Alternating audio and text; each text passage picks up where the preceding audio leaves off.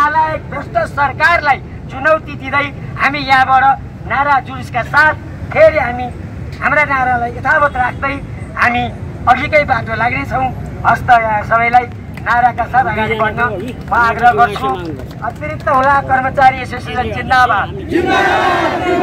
2080 साल जेठ 15 गतेको कालो गणतन्त्र दिवसको दिन भएको जुन अन्यायपूर्ण निर्णयको विरुद्धमा कालो दिनको घोषणा गरेको दिन र नेपालमा 55,000 मानिसलाई बाहेक अरूलाई गणतन्त्र आएको रहेछ र 55,000 घर परिवारलाई कालो दिनको संज्ञा दिने यो नालायक सरकारलाई हाम्रो चुनौती छ र हामी यो सरकारलाई भन्न चाहन्छौँ 10-11 हजार कर्मचारीको रोजीरोटी खोसेर 11,000 कर्मचारीको दिनको 250 महिनाको 7,000 तलब खाने कर्मचारीको रोजीरोटी खोसेर यो नालायक सरकारले अन्तर्राष्ट्रिय स्तरमा के नामको नाच देखाइरहेको छ त्यही कुरा आज अवगत गर्न चाहन्छौँ, अवगत गराउन चाहन्छौँ।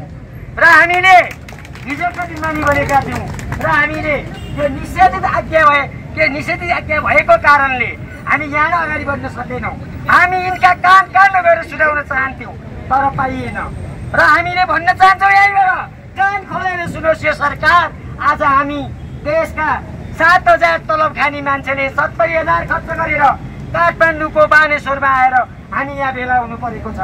यो रोजीरोटी विकट बस्तीमा नेपालका दूर दराजसम्म हुलाक सेवा प्रवाह गर्दै आएका एउटा निमुखा पहिचानबिन कर्मचारीको रोजीरोटी खसेर यो सरकार नालायक सरकारले एउटा आफ्नो नालायकीपन देखाएको छ। यो सरकारले सुन्नुहोस्, नालायक सरकार चलाउनेहरूलाई यो आँसुले यी नालायक भ्रष्ट सरकार, यी भ्रष्ट नेताहरू यिनलाई यी 11,000 कर्मचारीको आँसुले सराप्ने छ, पसिनाले बल्ने छ र यिनको रगतले। आदरणीय मित्रहरू, हामीले यो कालो दिन 2080 जेठ 15 गते यसको विरुद्ध हामी लागेर 2080 जेठ 16 गतेदेखि हामीले आफ्ना कामकाज बन्द गरेका छौँ र हामी आज हुलाक सेवा विभागमा हामी धर्म कार्यक्रम राख्न आइरहेका छौँ।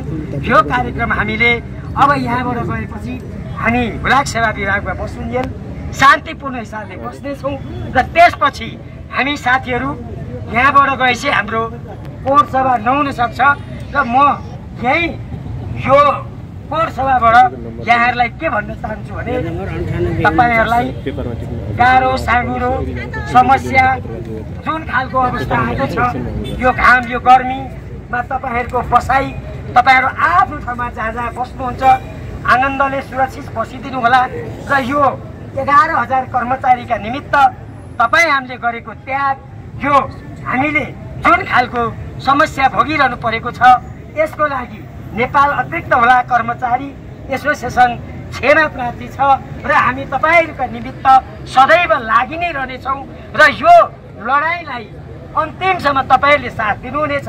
हामी पर्सि शुक्रबार यो सभा हामीले हुलाक सेवा विभागमा विसर्जन गरेपछि शुक्रबार यी हाम्रा सबै साथीहरू 10 बजे त्यही स्थानमा फेरि भेला हुन्छौँ र हामीले त्यो दिन पनि कुनै किसिमको निष्कर्षविहीन र निष्कर्ष हुन सकेन र निकास निक्लेन भने हामी त्यही दिन उच्च अदालतमा गएर रिट दर्ता गर्नेछौँ।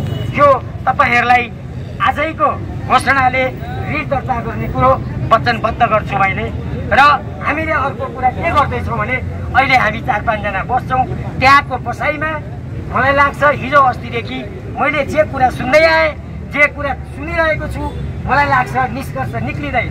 तथापि हामी बस्छौँ, वार्ता सबैभन्दा ठुलो कुरा हो, त्यसकारण हामी त्यो वार्तामा बस्छौँ र बसेर कुनै निष्कर्ष निक्लेन भने पुनः हाम्रो फेरि 15 गते शुक्रबार त्यही स्थानमा 10 बजे भेला हुनेछौँ। साथीहरूलाई यही जानकारी गराउन चाहन्छु र फेरि एकचोटि यो नालायक भ्रष्ट सरकारलाई चुनौती दिँदै हामी यहाँबाट नारा जुलुसका साथ फेरि हामी हाम्रा नारालाई यथावत राख्दै हामी अघिकै बाटो लाग्नेछौँ। हस्त यहाँ सबैलाई नाराका साथ अगाडि बढ्न म आग्रह गर्छु। अतिरिक्त हुँदा कर्मचारी एसोसिएसन जिन्दाबाद। अतिरिक्त हुँदा खारेज गर्न पाइँदैन। अतिरिक्त हुँदा खारेज रोजगारीको ग्यारेन्टी